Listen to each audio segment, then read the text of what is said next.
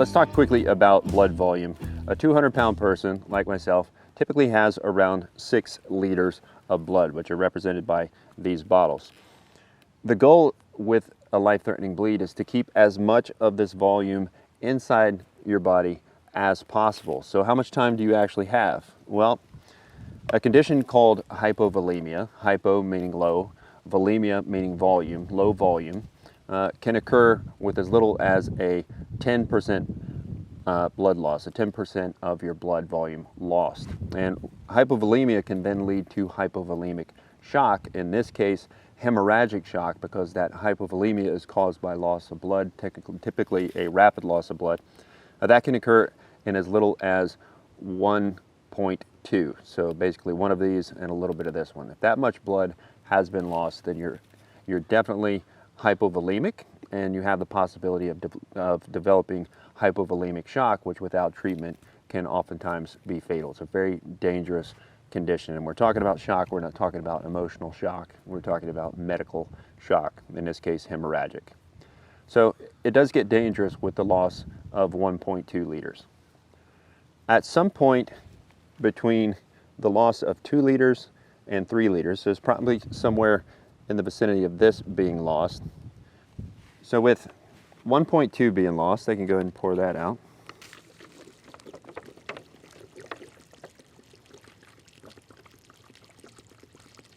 It's taking longer than I thought it would take. It's all about the visuals. Now that has no weight in it, the wind will blow it off. And a little of this.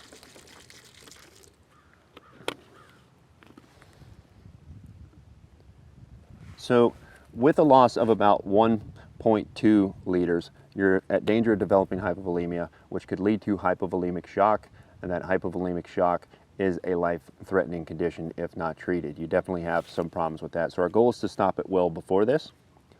Now at some point with about 2/3 of your blood loss, most people are going to develop a condition called syncope, which is passing out. You don't have enough volume to maintain your pressure, to oxygenate your brain, and you tend to pass out. So that occurs somewhere in that 2nd liter of blood loss.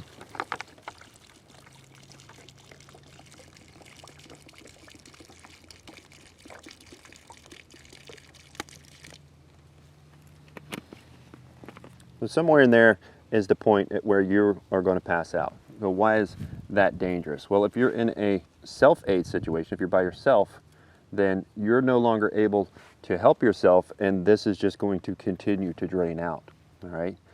And if you're in a buddy aid situation where you're helping another person, once they pass out, they're definitely at danger of hypovolemia and developing hypovolemic shock from that, so that is another concern.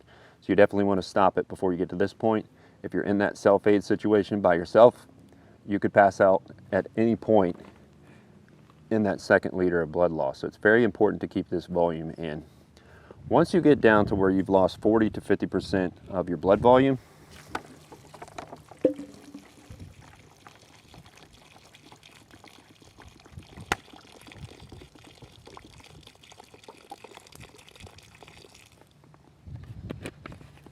let me set that up. Once you've lost 40 to 50% of your total blood volume, you're going to die. It's going to happen. It's irreversible at that point. Even with higher medical care, with a loss of 40 to 50% of your blood volume, higher medical care, including transfusions, a lot of times, most of the time, I would say, this is not something that you're going to come back from. So well before this point, you need to take care of that bleed as fast as possible. The blood volume is precious, and it's important that you understand at what point you're going to develop hypovolemia, which can lead to hypovolemic shock, at what point you're going to pass out in a self-aid situation, and at what point you're going to die, and it's not going to be something that anybody can bring you back from.